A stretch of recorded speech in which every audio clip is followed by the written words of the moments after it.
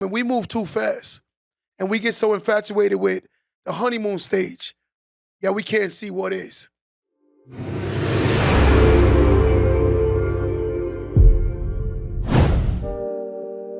Welcome to the Don't Let That Go Over Your Head podcast, starring Q the Boss.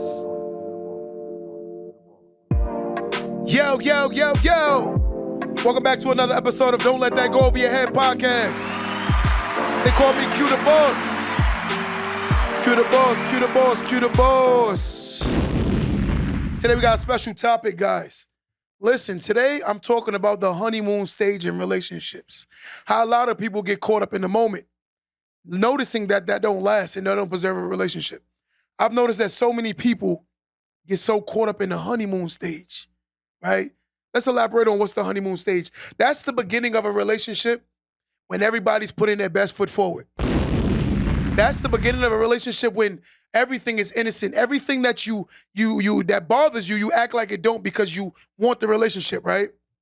So you know what usually happens is you ignore the most prominent time of a relationship, ultimately dating them, and then later on regretting how they behave or the things that you're going through.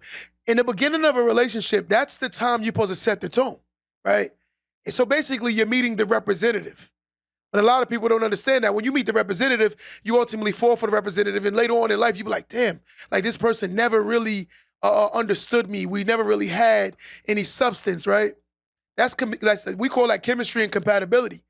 There are a lot of people that get caught by the chemistry, right? Chemistry is when you first meet somebody and you're infatuated with their looks. You know how you meet somebody, you're like, oh my God, this person is very attractive, right?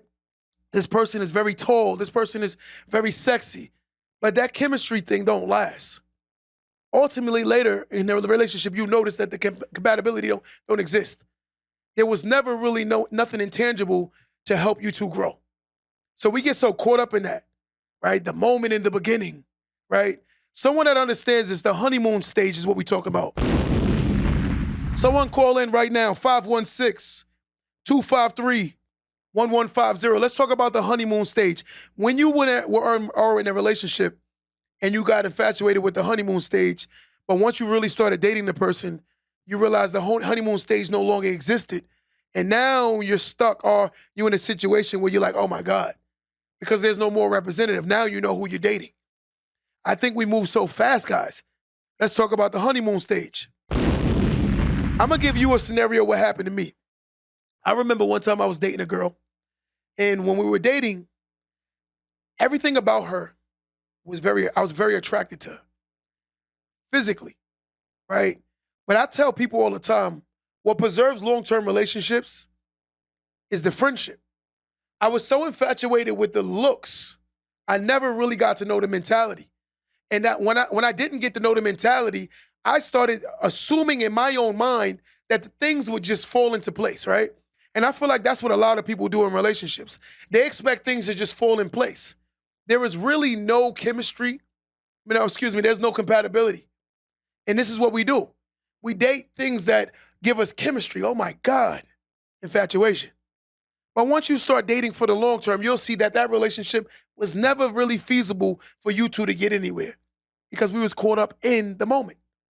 There are a lot of people that overly invest in the moment, never realizing that they don't get past that moment because that relationship was never really anything to invest in. It's like buying a dead stock.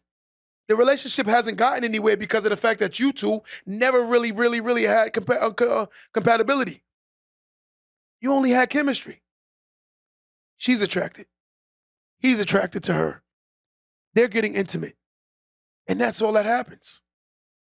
I was telling a guy earlier today while we were having a conversation, you can have a very strong couple and they build absolutely nothing, right? Then you can have a couple that's not as physically strong and they build a lot.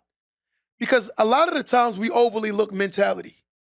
Two people that are on the same psychological spectrum can do way more than two people that don't have the same psychological thinking. So if you have a man who's coming into a relationship to understand, let's build, right? And then you have a woman who's coming into a relationship to understand and building, these two will actually build something. Here's the narrative, and this is what a lot of people don't understand. When you talk about relationships, we overly indulge on what makes us comfortable. And the problem with being comfortable in a relationship, that relationship would only allow you to be who you currently are. But in order for you to become your greatest self, you got to make yourself uncomfortable so therefore you can get to the next phase of life. It is hard to get to the next phase of life when you're dating someone that's only accommodating who you are now.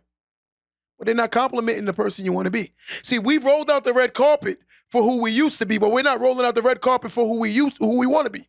Let me say that one more time. We'll roll out the red carpet for who we used to be, but we won't roll out the carpet for who we want to be. And the problem with not rolling out the red carpet for who you want to be, you get so stuck in who you are today that you won't see who you can be. I'm going to tell you something. The most healthiest relationship is a person that's challenging you to be your better self. I'm talking about healthy challenges. I'm not talking about I'm talking about healthy communication. I'm talking about two people that are sitting down and actually strategically coming up with what they want to do together. That is healthy. But a lot of people are dating in the honeymoon stage thinking that's going to preserve the relationship. The honeymoon stage won't preserve no relationship because ultimately you're going to get to the point where you realize there was never no compatibility. There was just chemistry. And chemistry only lasts for a short term. I've noticed some of the most attractive people date people, and in the end they say they're no longer attracted to the person because they was only thinking for the moment. But once they got to know the IQ or the mentality of the person, they no longer seen that feasible for them. We outgrow people every day. Because if you're pursuing becoming your better self, you're going to keep changing. You're going to keep growing. You're going to keep propelling yourself to the next level. But if you're not dating your future self, you're going to get stuck with the person you are today. See, listen to the logic. When choosing a mate, you should always choose someone who accommodates who you want to become. Because if you date someone who is allowing you to stay in the same place as who you are today, you're never going to become the next person. See the narrative. Let's say I'm dating someone who's in school, and futurely I know I want a certain living situation. Ultimately, I'm working hard to get myself there, seeing that she's going to be an earner, so therefore we're going to be able to earn together, and potentially this can happen, right? But if you're dating someone who is not actively doing anything, thinking that you're going to actively be successful, you've actively lied to yourself. And it's a repetitive thing. We live our lives for a very long time consciously, continuously lying to ourselves. It's the honeymoon stage. We're so infatuated with what's in the beginning. The beginning should be the most vital time where you're setting up the standard of your relationship. That's what your beginning should be. Your beginning is, let's sit down and say what we want to be, what we're going to do with our lives. What are we doing here? I think there's a difference between grown-up dating and in high school dating, right? There are grown-ups who are still out here high school dating. And the sad part is they haven't got their high school diploma in relationships, so they haven't even graduated. They're in the same old situationships. They're in the same old relationships. Meaning two people that's not consciously having conversations. I'm going to tell you something. I would rather somebody come sit with me and tell me the plans that they have for us to get to the next level rather than sitting there just thinking that it's just going to happen for us. I would never want to date someone like that. Because it's not going to happen just because you two have potential. There's the graveyard is a place of untapped potential, tons of it. And there are people right now who are walking earth who are basically halfway in their grave because they're not doing anything. They actively believe that they're going to get to next levels, but they're not doing anything to change their positioning right now. Right? Here's the problem. Most of us date or we look for mates that always want a mother or a father. There are women out here who are looking for dads, meaning they want someone to take care of them. There are men out here who are looking for moms, meaning they want somebody to take care of them. The healthiest relationship is a partnership. A woman that expects you to take care of her still hasn't graduated from her fatherhood. She needs a daddy. And you're mad at her? You should be mad at yourself for attaching yourself to somebody like that. There's a man out here right now who expects you to pay all the bills, right? Or expects to move in your place, live off of you, and grow from what you got going on. That is a son. Listen, stop calling your man and start calling him your son. Stop calling your girlfriend your girl and start calling her your daughter. Because today we was having a conversation. The lady said to me, I said, you know what makes an adult an adult? She said, what? I said, an adult is one who can take care of themselves. Ladies, I am not giving you flowers because you're a grown woman who can take care of yourself. That is a part of being an adult. Men, I am not giving you an award because you're grown and you can take care of yourselves. That is a part of being an adult. It's being able to take care of yourself. You graduate from your mother's bosom to the world on your own because now you have become an adult. But if you're graduating from your parents' situation to move into a man or a woman's situation to take care of you, that means you are still in your infant and fetus stage. Adults don't look for people to take care of them. Adults look for places that we can add value. And any person that gets mad when you talk like that is because they're the ones that are looking for people to take care of them.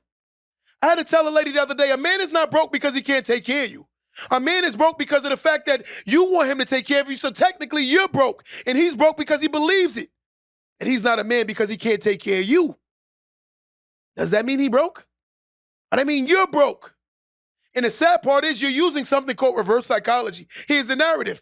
You can't take care of me, so you broke. I think it's the other way around. I think it's you're not ready for a partnership. You're looking for a daddy. This is the honeymoon stage. The uncomfortable conversations we must have when first pursuing a mate. We got to talk about what's the goals. How are we going to raise our children? What is the beliefs? What is the system that we're going to create to structure ourselves to the next levels? We don't talk about those things. We just expect it to just happen for us. And that's a false reality. Whoever's sitting down playing house, notice I said the word playing house, right? You got the building blocks or the Legos in life trying to build a house. But in reality, I ain't doing absolutely nothing. It said when I was a child, I behaved as a child, but when I became an adult, I put away my childish ways. And I think somebody in this world today need to put away their childish ways. We so caught up in our childish ways that we can't see that we're not making anything tangible make sense. The honeymoon stage. So many people date based on the honeymoon stage. I'm going to tell you something, and I'm going to keep it 100 with you. I used to date a woman, right? And she said to me the other day, well, when we was breaking up, she said to me, you know, the funny thing is when I was dating you, you know, you didn't do certain things that you used to do in the beginning. And I'm going to be fair. Some woman's going to get mad at this. Ladies, a lot of the times, y'all misrepresent who y'all are. And I'll give you scenarios on how. I know women that will meet a guy, right? In the beginning, she'll get active sexually anywhere. Then start dating him and ultimately stop doing it. So did you misrepresent yourself? That man thought he was signing up for the freak. But now you want to be a wife and now you don't want, that man still want that same freak. Ladies, whatever happened to the woman that used to come, when I used to link up with you, you used to always care about how you looked, right? Now you come over looking like the Green Goblin or the old lady. We have to acknowledge something. Men are very visual. And if a man is visual, you have to give him something to look at, right? Men are visual. I'm just calling it what it is. Ladies, men and women don't think the same. A man's providing security can make a woman very comfortable. Men like to still see their women's sexy, right? And want to, I know women that dress better going out with their friends than they dress going out with their men. I'm going to say that one more time. I know women who dress better going out with their homegirls better than when they go out with their men. But if I say that, I'm the enemy. But you want to preserve a relationship. But you pushing yourself to get a situationship. Because the relationship is only going to stay intact if two people are still being what they started the relationship. Right? He got with you because of the fact that you were behaving a certain way. Right? And now, yeah, together, it's no longer accessible. It don't even make sense. I can't access the woman that I signed up for in the beginning. She can't get with the guy that she got with in the beginning. That's why I said it's the honeymoon stage, the situationships that we've created. You got to realize that that's true comfort. When you dating somebody, you get comfortable. And when you get comfortable, then you say, oh, he wasn't acting like that in the beginning, nor were you. You wasn't coming to bed. Every time you linked up, think about this. Let's go to the beginning. Any man and woman on my life, let's be honest. You remember when your girl or your man, ladies, your man coming over, you know what you used to do? Clean up your room spotless, right? Then one day you come over there, you see a shirt on the floor. Next time you come over there, you see this on the floor. You see a plate in the room. You got comfortable. Men do the same thing, right? I'm gonna tell you something. We gotta still date as if things are starting off today. The way you get me is the way you'll keep me. And vice versa for women. The way you get the woman is how you keep the woman. But we so caught up in the fact that how I feel and I'm busy and I'm working. Listen, you was busy working before you got with the person, but now you're gonna act like this person don't matter. How are you gonna sustain that relationship? Right? And that's the reality. Someone call in 516-253-1150. 516-253-1150. See, I'm telling you right now, the honeymoon stage has created a lot of false narratives in relationships. I would rather somebody literally be their self rather than pretend to be somebody they're not, and ultimately I see that they're not who they say they were. Say that one more time. I would rather somebody show me who they are in the beginning than me have to find out. This ain't Let's Find Waldo. I want to know who you are. I would rather you show me in the beginning. I'm going to tell you something. The people that come off as perfect in the beginning are usually the most pretending people on earth. We're going to get this caller. Caller, what's going on, caller? Caller. Hello? What's going on, caller? Yeah, I'm John. I'm from New York originally. John, what's going on, John? I'm from Long Island. Are you from Long Island too, like Nassau? Definitely a Long Island guy. Yeah, I see the 516. What part of Long Island are you from?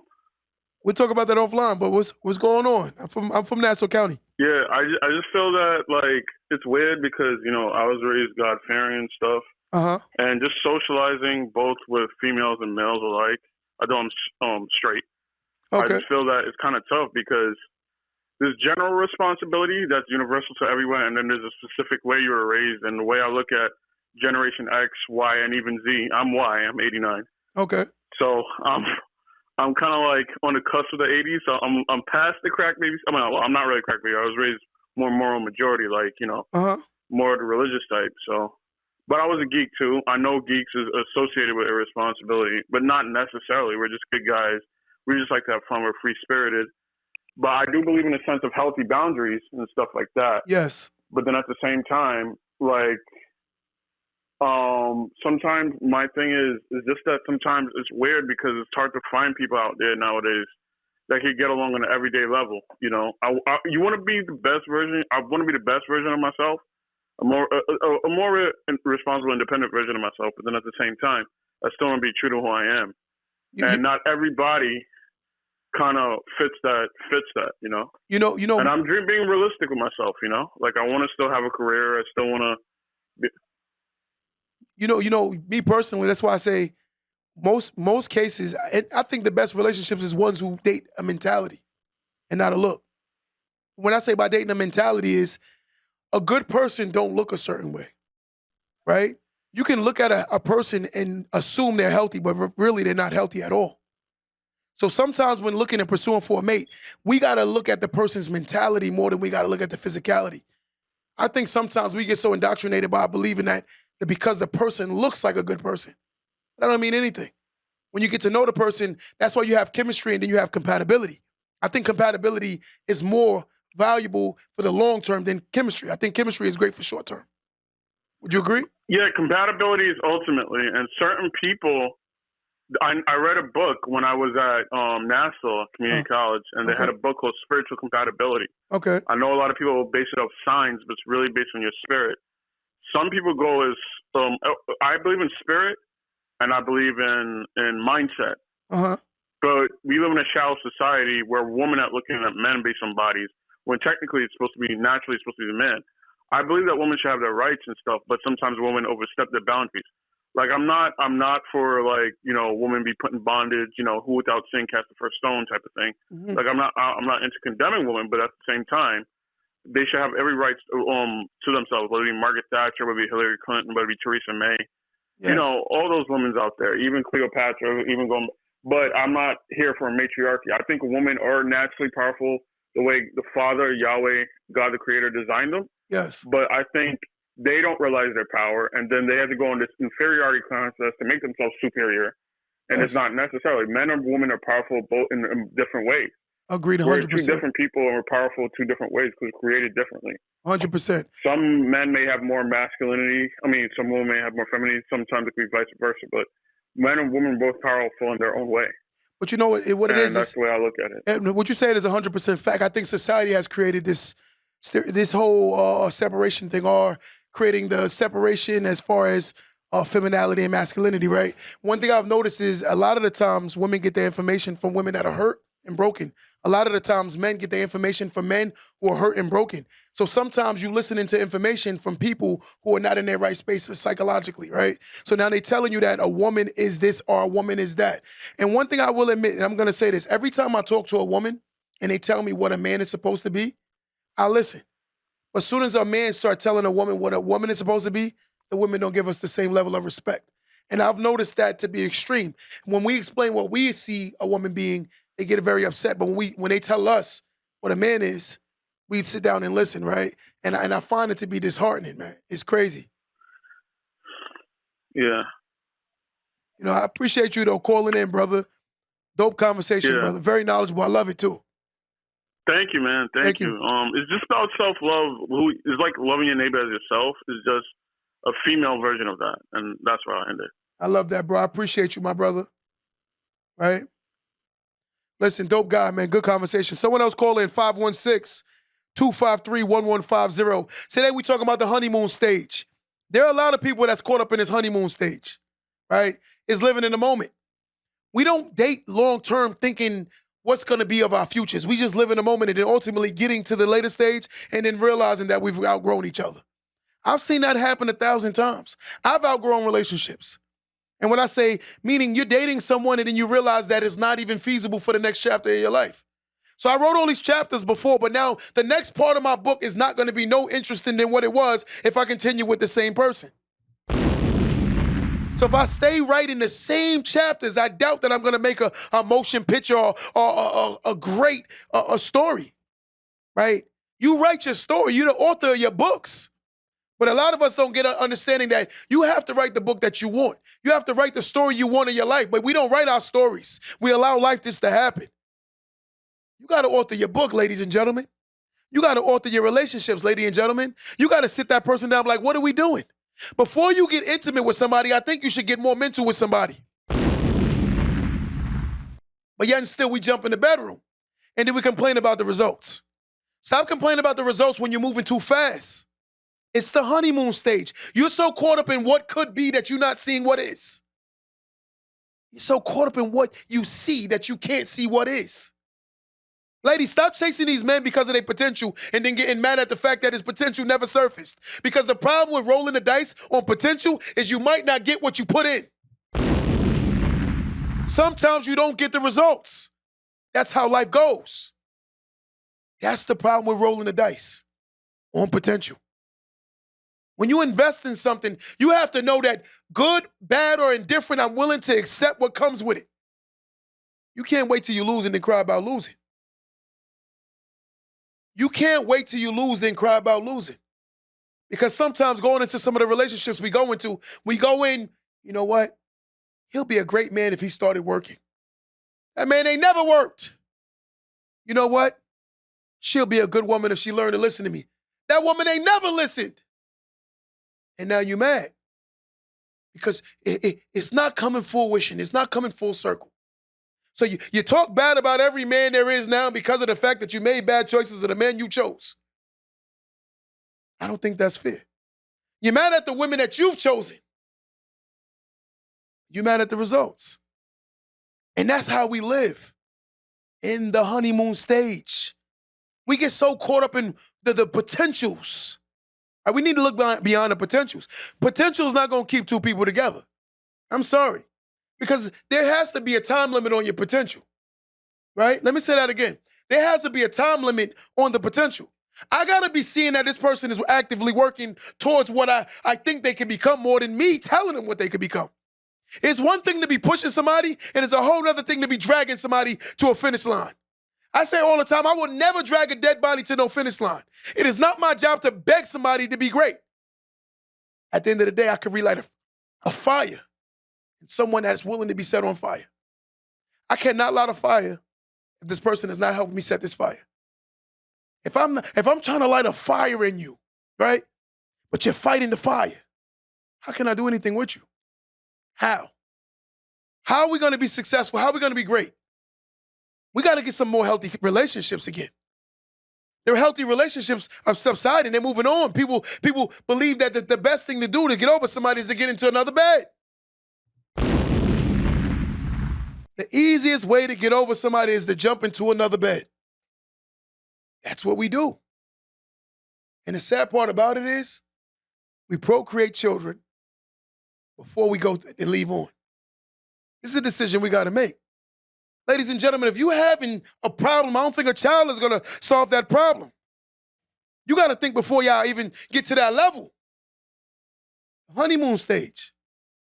I got a friend of mine who had a child after. I'm going to tell you a quick story, right? Good friend of mine goes on a trip to Vegas. And I told her I was going to tell a story, so she's not going to feel no way. She flew out to Vegas, and when she went to Vegas, she met a guy. And when she met the guy gave her all of these flowers and I love you and all of these, they met.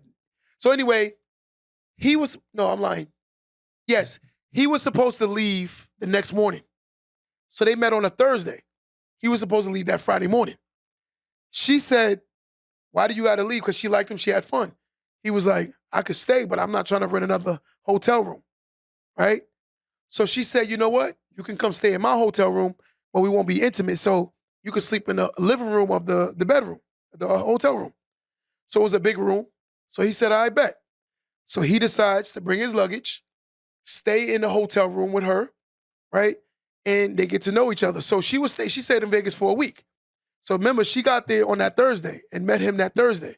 And he had to leave that Friday. So she was very interested in him, right?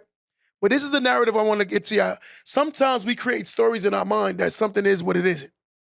And I think this is what she was doing. She was so infatuated with what she thought was that she couldn't see what is, right? Strike one, the man moved. He came out of his room and came into the room. That's a strike one. Let's keep going. So after he comes to the room, he stays with her. As he's staying with her, she's like, they go to the restaurant that night. The first night he treated her to dinner. Now when they're at the restaurant, he goes, some whole story about his credit card and he tried to call in and they won't charge it and blah, blah, blah, blah, blah, blah. Strike two, right? So watch this. He doesn't pay for the dinner. She pays for the dinner. And when she pays for the dinner, she's like, just pay me back. There's no problem. He was like, let me just get my card unlocked. All these things.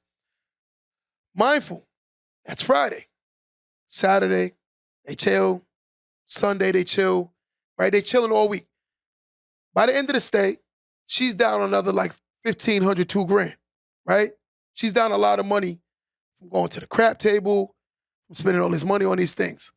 So the girl believed all these stories that he kept coming up with, that he couldn't use his card and he only had no way of getting more money and da-da-da-da-da. And, he doesn't deal with social media. Cash Apps and Zelles and all of these things. So he can't get his mans to send him some of his bread. So she believed it, right? Remember I said, getting caught up in what you want it to be more than what it is, right? So boom. About the end of the trip, she's really feeling him. Really, really, really feeling him. So she goes, so what do you going back home now? It just so happens that when he books his flight, they booked the same flight going back. Mean coincidence. They from the same state too. Both of them are from New York. They fly back in. She lives on Long Island. He lives in Queens. Long story short, she calls him, and they set up a date again, and they link up, and they go to dinner. He treats this time, right? But then the second time they go, whole nother financial story again, some whole problem, crap again, right? Listen to this. When he came the first time to visit her, he was driving a foreign vehicle. The next time he came, he said his car was in the shop, so he was driving something else, right? The story kept looking crazy to me, and I kept telling her, I think this man is lying a lot. And you know what she would say to me? Yo, you just jealous. I think I found me a good one. All these stories. That's the dating with what you want it to be opposed to what it is. Just so y'all know that. The honeymoon stage. The infatuation. The chemistry, right? Very attracted to this guy, right? So you fast forward. She says to him, I said to her, yo, why don't you go to his house? She goes, you know what? You're right. I said, he's never invited you to his living situation, but you constantly inviting him to your living situation. She said, you're right. He kept telling her, no, no, no, no, no. So finally, he says yes. She goes to his living situation, and when she gets to the living situation, she sees that, it's a nice place. So the next time when she tries to go over to the place again, he goes, nah, you can't come over because I'm going to I let my brother move in with me. It was a single bedroom apartment, right? So now he tells her the brother lives with him now. So he was like, you can't come over here no more because my brother lives with me, right? So now he starts staying at her house more. It went from getting a drawer to getting the whole wall unit to all his stuff slowly start coming over to her place. Slowly coming over to her place. Slowly coming over to her place. Finally, when you find out, when everything hits the fan, right, this man was never established. This man was in and out of jail his whole life, not saying anything bad about that, but that's his whole story, right? What I'm trying to get at is she moved so fast that she couldn't see no red flags. The lying about the finances, all these crazy stories about, people hating on him, and so he's trying to get low, so he'd rather move with her. And ultimately, he moved with her before all this stuff hit the fan. When he moved with her, in her mind, you live here, you should be able to help pay some bills. He hits her with this. I'm still paying for the apartment my brother lives in, so technically I'm only staying over here with you so we can spend more time with each other. You know what she did? She believed it.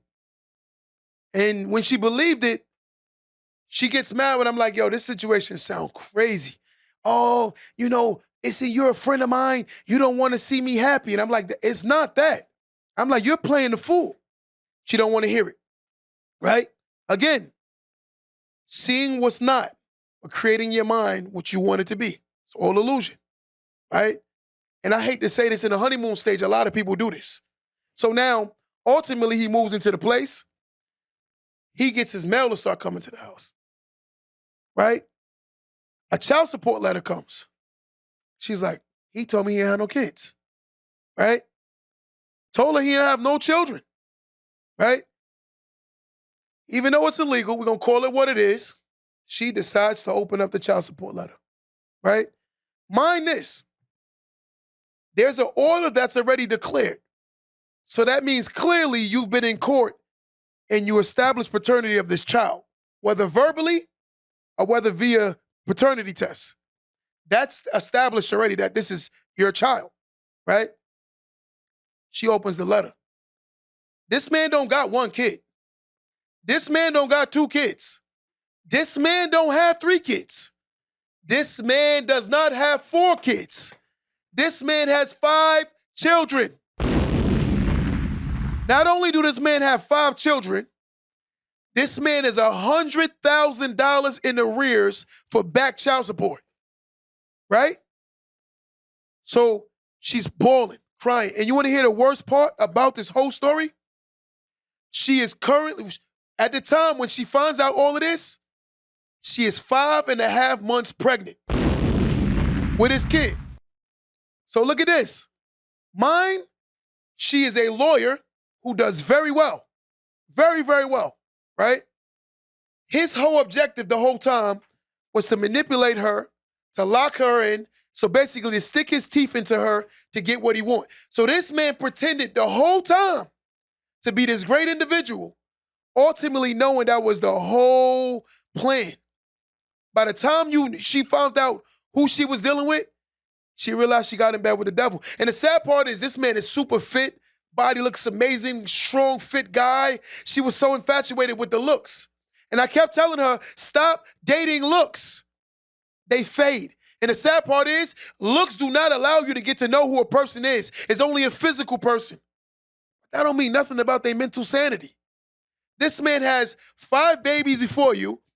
You're baby number 6, and he has 6 different mothers for his kids. And you want to hear the sad part about the whole thing is?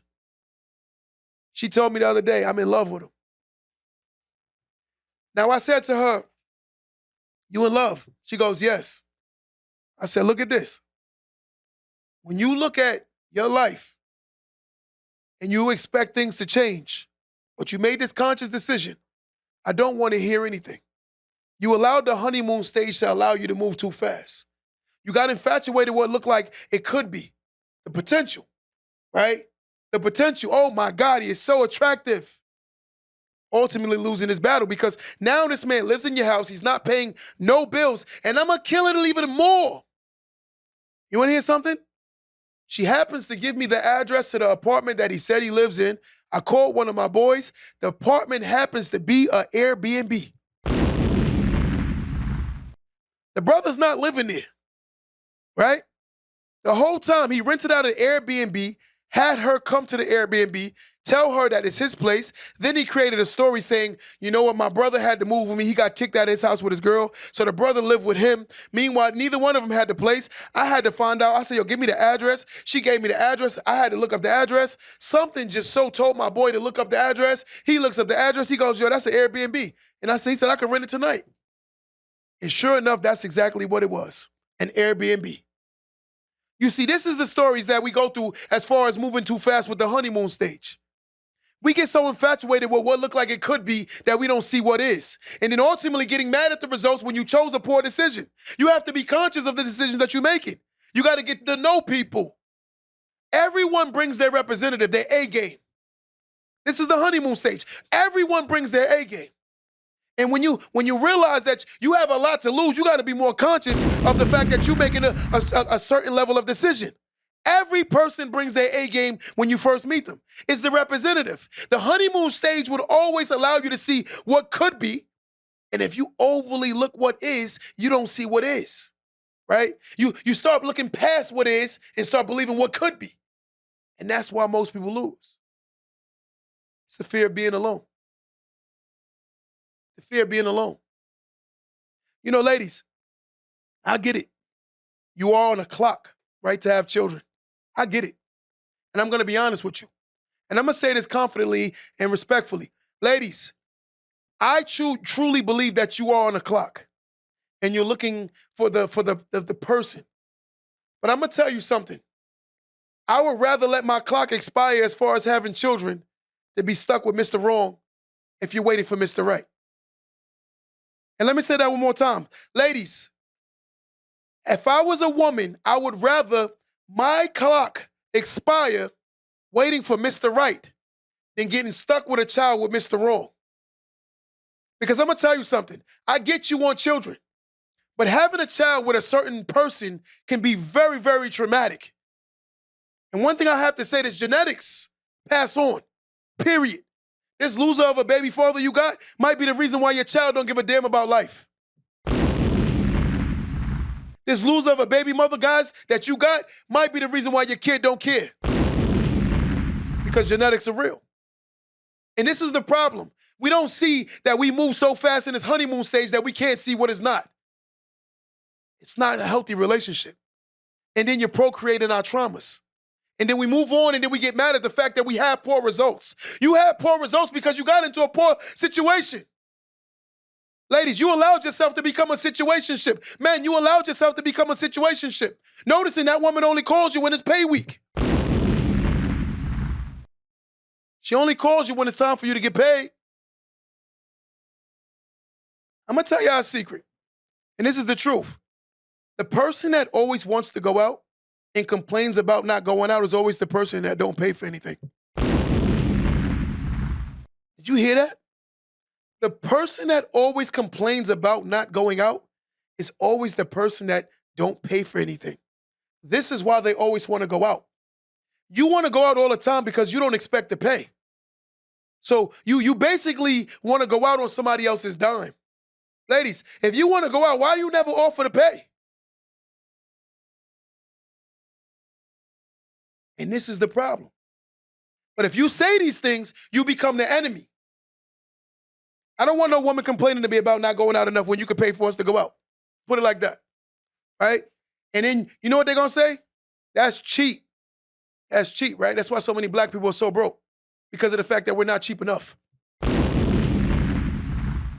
That's the reason why so many black people don't inherit no generational wealth, because we're not cheap enough. That's the reason why so many of our children have started at zero, because of the fact that we're not cheap enough. I'm going to tell you, what cheap is the fact that you don't even understand that you don't have anything, but yet and still you're living like you do have something. You live beyond your means. You should be more cheap. You should be more frugal, planning yourself for your children and your future self. I'm going to tell you something. If you're not thinking about your older self, then your older self is going to suffer for the fact that your younger self is going to not help you get to those positions. Let me tell you a quick story. There was an old man one day, right? And he was a very wealthy man, right? The young guy said to the old man, can you teach me how to be rich? You know what the young guy said to the old man? The old man said, if you want to be rich, come over to the same meeting ground tomorrow and meet me at the same time, same place. The young guy came the next morning. He said to the old guy, I want to be rich. The old guy said, okay, come with me. The younger guy walked with him. He said, look in the mirror. No, I'm lying. The young guy told the older guy, let me take this back one more time, right? There was an older guy. He was very rich. The younger guy said to the older guy, I want to be very rich. So the young guy said, can you teach me how to be rich? The old guy said, if you want to be rich tomorrow, meet me at this same location, same place with a picture of your younger self. The young guy said, a picture of my younger self? Well, he said, don't worry about it. Just come tomorrow. The next day, the young guy came with a picture of his younger self, and he gave it to the old man. He said, I did what you told me to do. So how do I get rich? The older guy said, take a walk with me. The younger guy walked with him. He went into the bathroom, into a mirror. He said, look in the mirror. He said, yeah. He said, before you look in the mirror, look at that picture. The young guy looked at the picture. He said, what do you see? He said, I see a younger version of myself. He said, look in the mirror. The young guy looks in the mirror. He said, I see my current self. He said, I'm going to tell you something. Most people take the pictures that they post on social media. They get so caught in those moments, not looking in reality, seeing where they currently are in life. And what happens is you get stuck with that because of the fact that you're not seeing that you're not growing because you're stuck in the moment. A lot of us are stuck in the past tense moment, not seeing that we're not getting anywhere because of the fact that we're caught in moments. And that's the reality. Caller. Right? And this is the truth. So the young guy looked at the older guy, and the older guy said, I'm going to tell you something. You overly observe and overly exert yourself in your past. The picture is a representation of your past. The mirror is a representation of who you are today, but you don't see that the reason why you're not getting anywhere is not because of that picture. It's because of the person that's in that mirror. And we get so caught up in the pictures that we can't see the mirror. The mirror is the more prominent reflection that you need to be looking at. Get off your social media and stop looking backdating at the fact that you was in Tulum 22 years ago. That's over with. Let's look at what we're not doing today. We get so caught up in moments. Ladies, a lot of us date somebody and get mad at the honeymoon stage, and then we see it's not current, still going on. It was the honeymoon stage.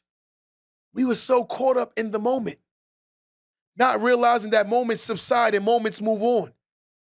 And we get so caught up in the honeymoon stage. And this is a problem. Too many of us is stuck in the honeymoon stage.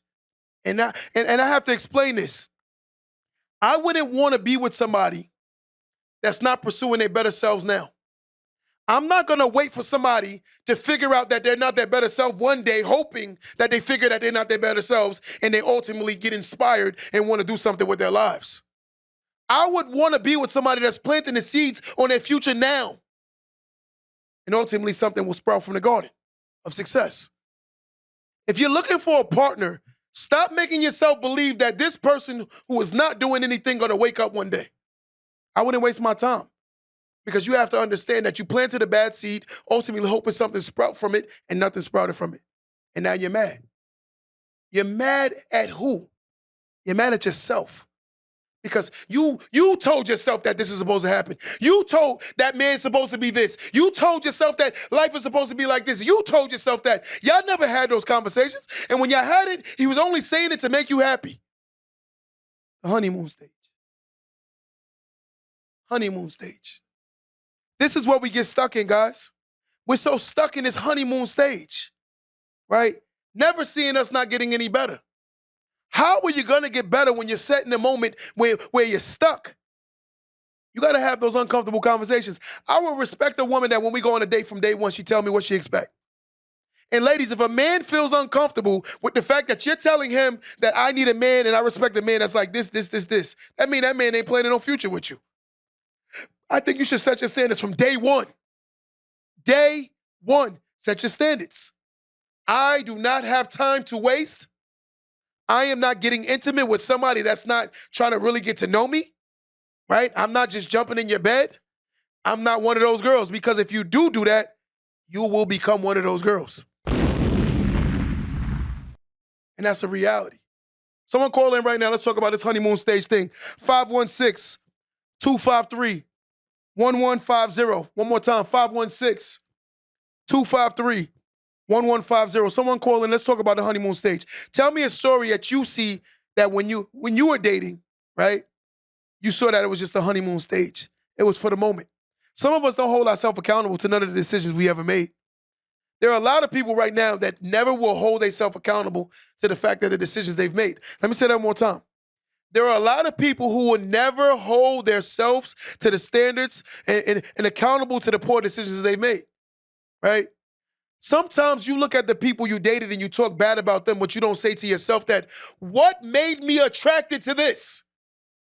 You got to look from the inwards, ultimately projecting the outwards. You can't fix the outside of the world, but you can fix the inside of the world. Maybe something about you was insecure. Maybe something about you was unhappy. Maybe something was about you that lied to yourself. But there was something that definitely wasn't hitting right. And that's a harsh reality. Somebody needs to hear this.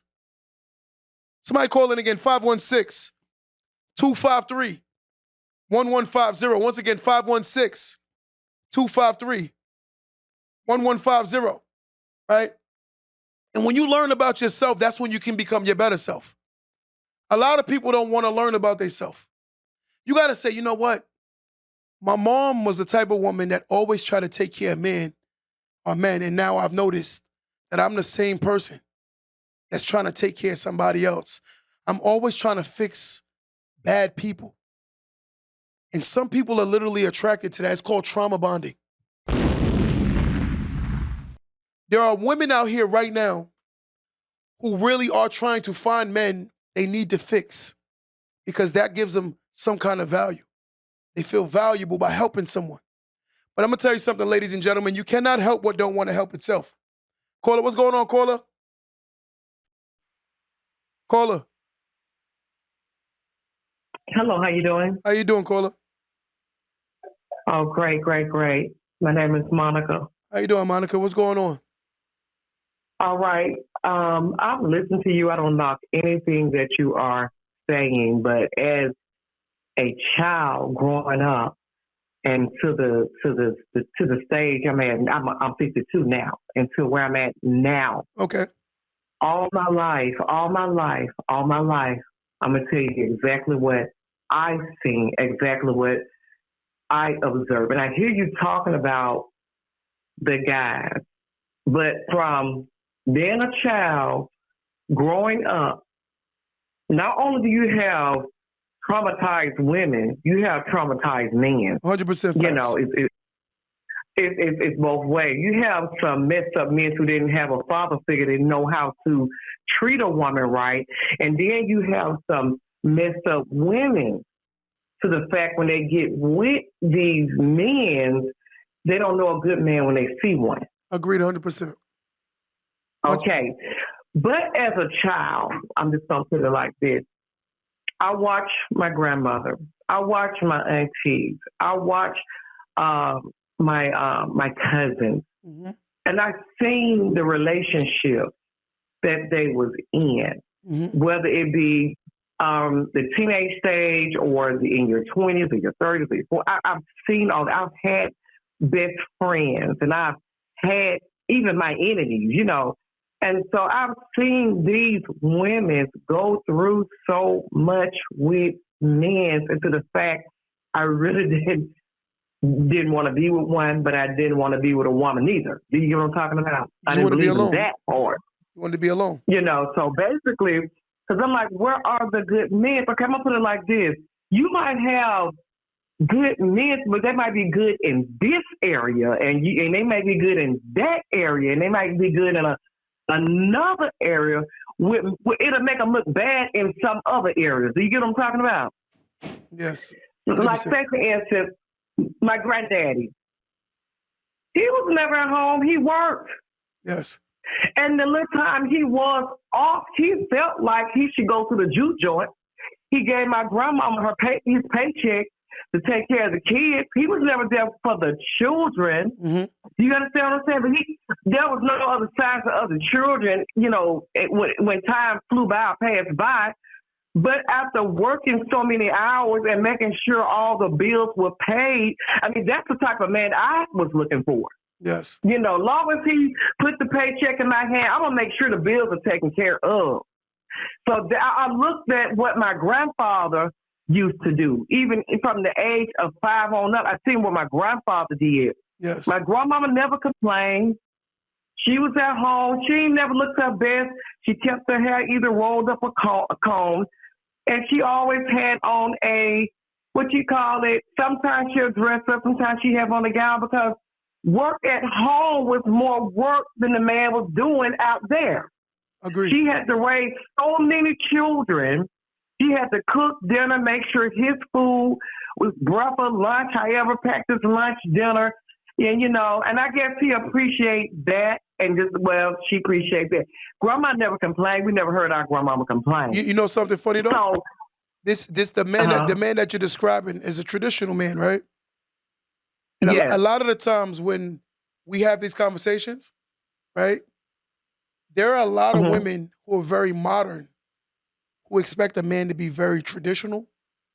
But the only way a man is willing to be traditional is a woman that's willing to be traditional. I don't see a traditional man being traditional for a modern woman.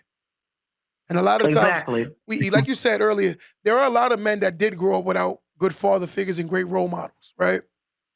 But what I'm seeing more is a lot of the times, even when dating with men and women, there's really no accountability based on who they attach themselves to. What happens is, look, you'll choose a bad guy, you'll think he has potential, you'll attach yourself to him, and then when it don't work out, then you'll blame all men for being bad men. And then we get generalized. Yeah, I get what you're saying. Like I said, all men have some type. They have the good, they have the bad. Likewise, as women too. Agreed. But like I said, as coming up out of the traditional part, and then you saw, because like I said, back then you had more traditional men. 100%. Than you do now. And now you just have moderate, advanced, and all other kinds of type of people now, and females. Like, say for instance, I used to work at a residential place. Okay. And to me, I really was saying, where are all the good men? I met some, but they was good in certain areas. But guess what? As a woman, I accepted that. But still, even in the accepting, it still was not good enough. I can tell you what a good man is. I've seen a lot of great, passionate, loving, kind, humble women go through the most bullshit ever in my life. And they did everything. They gave up everything. They tried every sexual way. It still wasn't good enough. To me, I feel like men are so quick to get bored. I've seen women dress it up better than what they dress it up. Do new things. Let me say this. Those men that you're talking about, those are not men. Those are boys, right? Let's be honest. But secondly, though, there are good men. But here's the problem. A lot of the time, there are, but here's the problem. And I'm being honest, right? When the woman is looking for a good man, and this is me being 100% honest, sometimes you have to understand that men put women on a clock, right? And the man that they consider corny, the man that they consider boring, the man they consider not fun, are usually the good men, right? But here's the problem: women will overlook those guys And then later on, they try to double back and get those guys. But now those guys tend to value younger women. And I tell women all the time, when you're younger, we got to teach younger women how to look for a man, what is a man, and understand what is a good guy. Not the guy that's bad and who wants to handle himself street, right? Because everyone knows that women, in a lot of cases, like the bad guy. And ultimately, they get the bad results of liking the bad guys. And we're just going to call it what it is. Check this out. I've been married 3 times. It's really embarrassing. I'm something like that. It's not reality. I've been married 3 times. I've been married 3 times. It was never in my wildest dreams to see. The first person I was with, let me tell you, he waited 3 years for me. I don't know what he was doing out there. I never questioned him about it or nothing like that. That never crossed my mind what he was doing, why he was smart. He was waiting on me. That was my first marriage. I did everything the right way. We had our baby through our marriage. We got married. We had our baby. By the time I married, this was the most nicest, sweet. He wasn't the best looking man, but he was the nicest, sweet man. He was just, he was my first. So once we get married, this man say, now you on my territory. Okay, you just took me away from my parents. And now you want to act brand new. Now the real you want to come out. He became very abusive.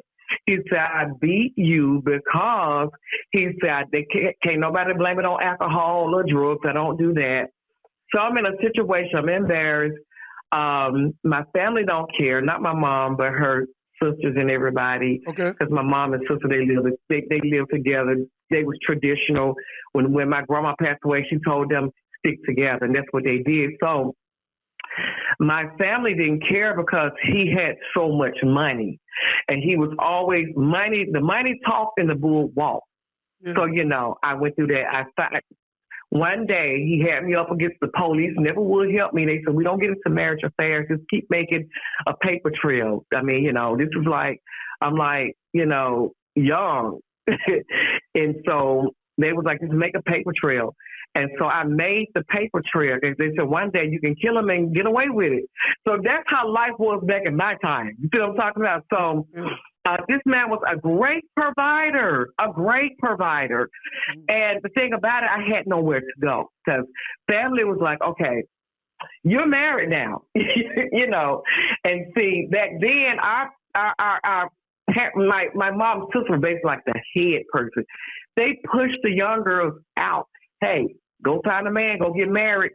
So, but basically, I didn't find nobody. I waited, somebody ran across me. You know what we should do before we get married? You know what we should do? And I'm going to be honest with you. What? Before I get out of here, we should definitely seek therapy and counseling before we even jump into a relationship. People right now are so traumatized. And they have so many mental illness. And in those days, men were taught not to speak up extremely, right?